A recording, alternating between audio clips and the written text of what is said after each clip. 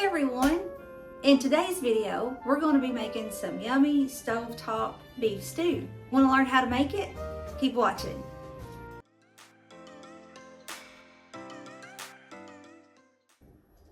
Hey everyone! It's April and I am back. So in today's video, we're going to be making some yummy stovetop beef stew. So how does that sound? Sounds pretty good, doesn't it? Come join me while I cook. Okay, to start off with, we are going to use 1.5 teaspoons of salt. And of course, you know me, I use pink Himalayan salt. 1 teaspoon of crushed rosemary. I can't find my crushed rosemary. I think I'm out, so I did use the dry rosemary. When you substitute a dry herb for a fresh herb, you're supposed to roughly use about 1/3 of it, but I used a teaspoon and I think it's going to be okay. Anyway, a teaspoon of dried thyme, a teaspoon of dried marjoram, a teaspoon of paprika, a 1/2 teaspoon of fresh ground black pepper, and at the end it calls for 1/4 cup of fresh parsley. When I went to Walmart yesterday, they were out of fresh parsley, so I just got some dried parsley. So there is a teaspoon of dried parsley. And again, if you have been with me any period of time, you know I can't cook without my onion powder and my garlic powder. So I've got a teaspoon of onion powder and a teaspoon of garlic powder. Okay, I changed my mind. I started out, I was wanting to prep everything before I got going on this video. But then I got to thinking, well, y'all might want to see some of this prep. I'm about done. But with this recipe, and I'll tell you more about it, it calls for 1 pound of potatoes. And anybody that's watched me for any period of time knows that my husband loves potatoes. So I probably am using about, my countertop's clean. But I thought y'all might actually want to see the process. And you can let me know in the comments below, would you rather just see me, straight to the video, or do you actually want to watch how I prep the food? So just let me know. But I'm putting in about 1/2 bag of a 5-pound bag. So I'm roughly using about 3 pounds of potato. And this is the Yukon Gold potato.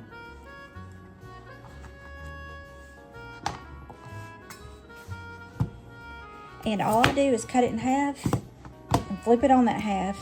And then I cut it in thirds. And depending on how big the potato is, like this one, I'll probably cut it in thirds again. A smaller one, I might just cut in half. But you sort of want all your ingredients roughly the same size anytime you're making something like this. That way they can cook around and get done around the same time frame.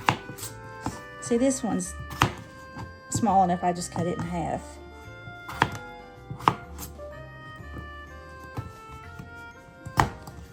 Okay, so let me finish these and I'll get back with you. We got our potatoes cut up. Now we've got our trinity, which is the celery, onion, and carrot. And all I done, I didn't show it, and maybe I should have. Let me know if you prefer that. But I just washed my celery off, slid it down the middle, and then chopped up my onion, peeled my carrots, chopped them up, and about this thick. And you try to get your vegetables sort of the same size so that way they kind of cook evenly.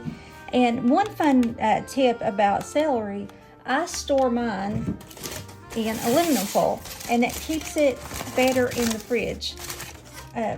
See if I can, there we go. But you put your aluminum foil, I don't even wash it off, I just wash it off as I use it. But put your aluminum foil and roll it up really good, and it actually lasts a whole lot longer and you're crisper than if you had it in that plastic bag. So that's just a fun tip. All right. The next thing we're going to need is 3 tablespoons of tomato paste. Everything else we need is going to be over here at the stove, so let's go. All right. We're going to take about a tablespoon of oil And the recipe called for vegetable oil, but I'm using olive oil, or you can also use butter. Okay, we are going to cook up some stew meat in that oil that we just warmed up.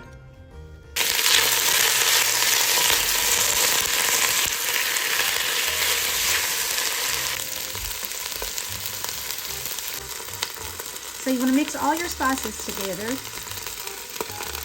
Then you're going to put about a tablespoon worth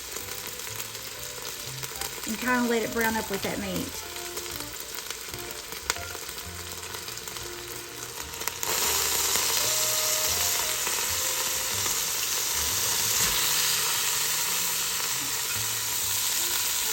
And the rest we'll put in when we get our liquid in. And you don't have to completely cook your meat at this stage. I mean, you want to cook it till it's almost done, but it can still be just slightly pink because it's going to finish cooking throughout the rest of the process. Okay, it's pretty much cooked. There's just a little bit of pink. I don't know how well you can see. There's just a little bit of pink. This would probably be like a medium well if it was a steak at a steakhouse or whatever. But we're going to take that meat out. That smells really good.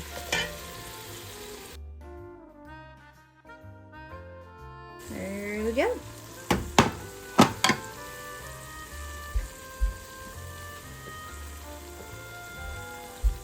Okay, we are going to add the Trinity.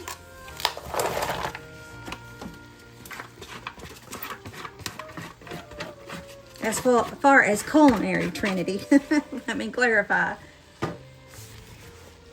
Let me turn this back up some. Oops, that one tried to escape on me. Now, once you let this cook up just a little bit and soften, then we're going to add our garlic. I didn't have the garlic on the plate because I'm being lazy and I'm using this minced garlic.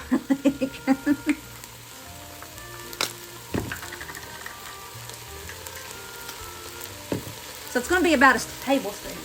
Now our bay leaves, we're going to wait till we get our liquid in before we put the bay leaf in.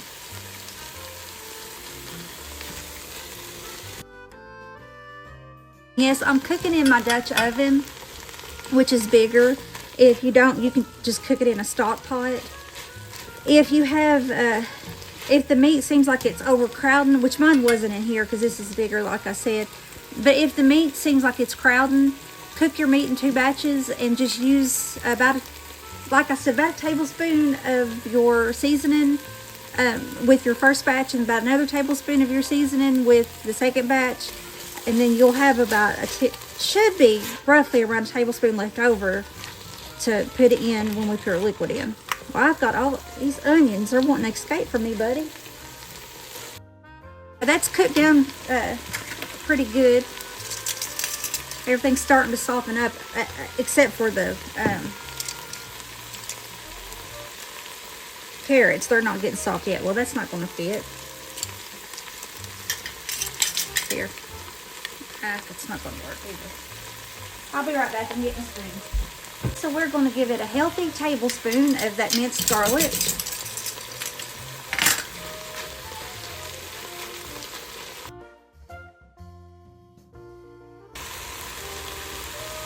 Okay, I know it's harder to see for you probably over there on the camera, but the onions have softened up and they're starting to turn translucent. So I'm going to go ahead and pour in a half a cup.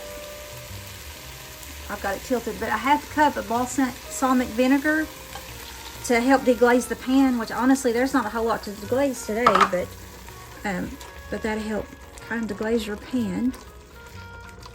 Kind of just get all those, if there's any crunchy bits in your pan, there's not really much in mine, just try to get them off the bottom of your pot.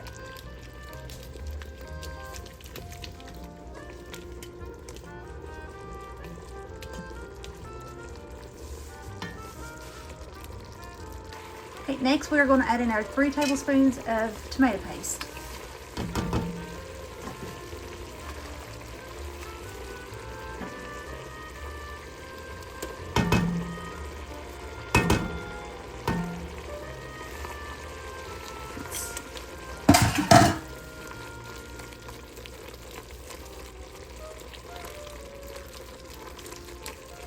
Okay, that's stirring in really good. I don't need that. Oops.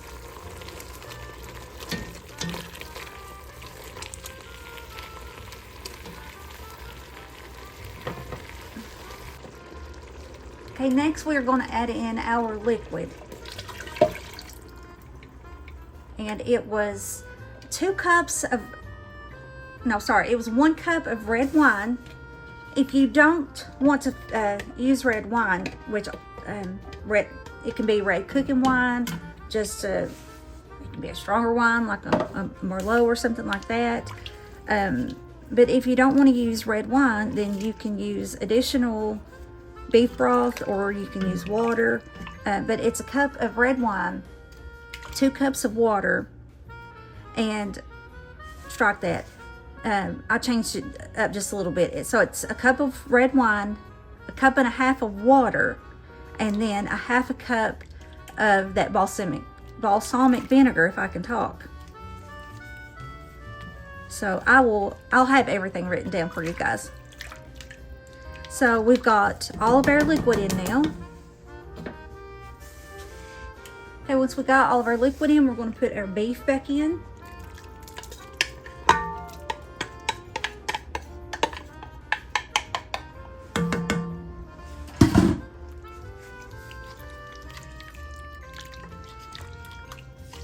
Now this recipe does call for a bag of frozen peas, but that will be put in closer to the end, because some of these chunky bits, they need to cook up first. All right, then I'm getting ready to go grab our potatoes, and we're gonna put our potatoes in. Okay, I'm trying to add the potatoes in.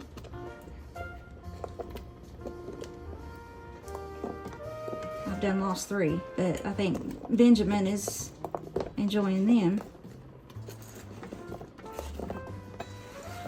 That's okay, I cut up more potatoes than I needed anyway. So, and since I did cut up more potatoes, it's quite possible I'll need a little bit more liquid. I'll just have to watch it. The recipe calls for 1 pound, and like I said, I'll probably put roughly 2.5, 3 pounds in here. But when you've got people who love potatoes, then you cook a lot of potatoes. Okay, so we're gonna let that come to a boil, and then I need the rest of my spices.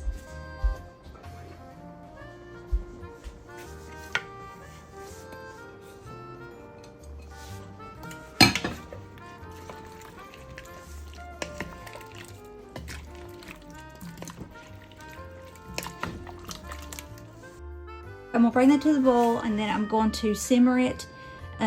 If you are in a hurry, you probably could cook it on about a medium low. Just, watch it carefully, stir it quite a bit, because it could stick. And if you have a Dutch oven like I do, here, I gotta get real with y'all. Here, hold on. Okay, yeah, I pulled my hair back while I was cooking. And also, I forgot to tell you to your bay leaf, go ahead and throw those in too. But if you've got a Dutch oven like I do, I don't know how long you've had it, I don't know how yours works, and maybe you could leave me some tips if yours doesn't do this. But our Dutch oven is probably one of the worst pots that we've got that actually sticks, that allows whatever you're trying to cook to stick to the bottom, even though it's not supposed to. So if anybody has any tips on, and we bought it at Sam's Club, but if anybody's got any tips on how to get it to not stick, please let me know. Leave them down in the comments below and let me know how you got yours not sticking. So I'm going to let this come to a boil, like I said, and it's about there.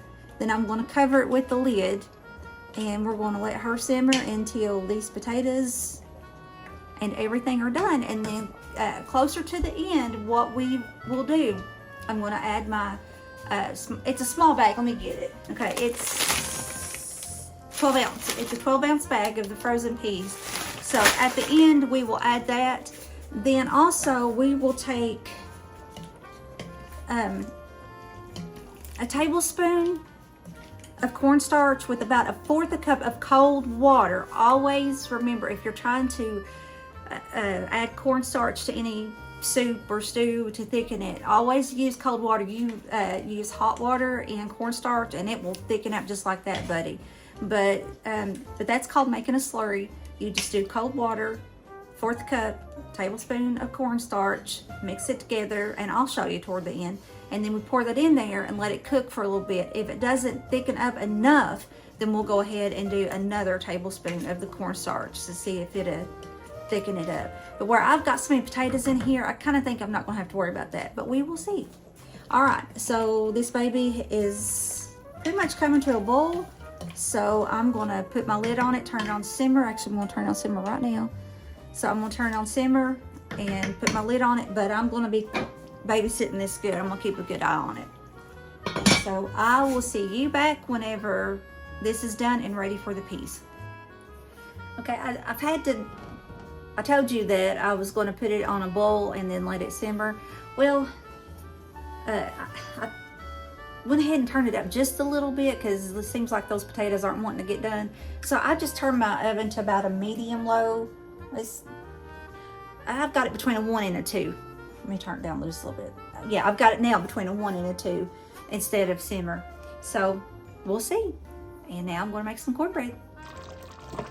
It's not done yet. It's getting close. The potatoes are starting to break down and soften. Yeah, that one kind of broke apart. So we're getting close here. But as you can see, well, I think I'm seeing things. I thought I seen something blue. But as you can see, these potatoes are sticking up this stew. So we're probably only going to need about that tablespoon cornstarch slurry, because I don't think I'm going to need 2. Alright, I'll be back. Oh, it's hot.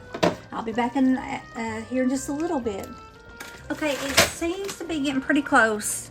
The potatoes might have cooked just a touch longer, but I think we're okay enough to put our peas in. So, okay, so as I told you earlier, we're putting in 12 ounces of frozen sweet peas.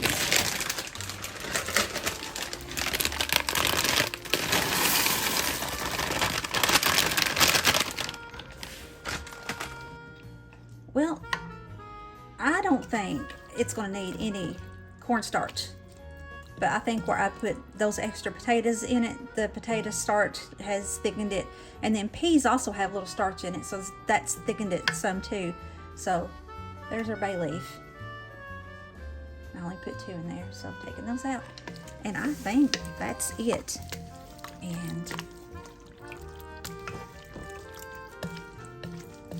I really don't think that's going to need any cornstarch.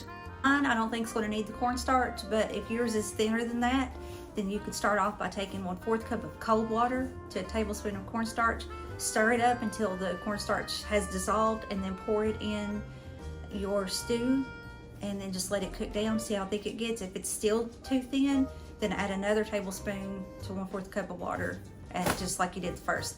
So that's it.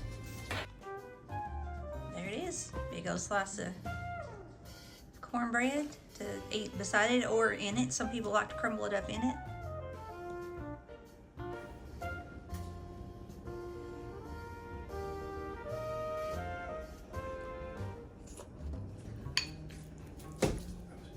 It's hot, but that's good. That's really good. It's got a lot of flavor. Well, there you have it, folks. Nice big bowl of beef stew. So I'll have the recipe in the description box below. If you have enjoyed this video, please give me a thumbs up. Let me know that you like it. Happy that I'm back doing a regular video. If you think this beef stew looks good and you want to give it a try, leave me a comment. Let me know that this has inspired you to make some beef stew for your family. I think here in just a minute I'm going to make some cornbread with this beef stew.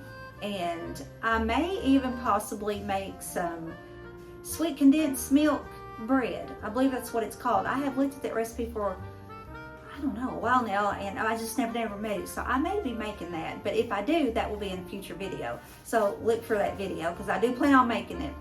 As far as the cornbread goes, I will link a description box below. I had made cornbread, I think it was called Texas Cowboy Beef Stew or something like that. I had made cornbread in that video, so I will link that video too in the description box below. But anyway, that's it for this video. I hope you have a blessed rest of your day, and I will talk to you in the next one. Bye!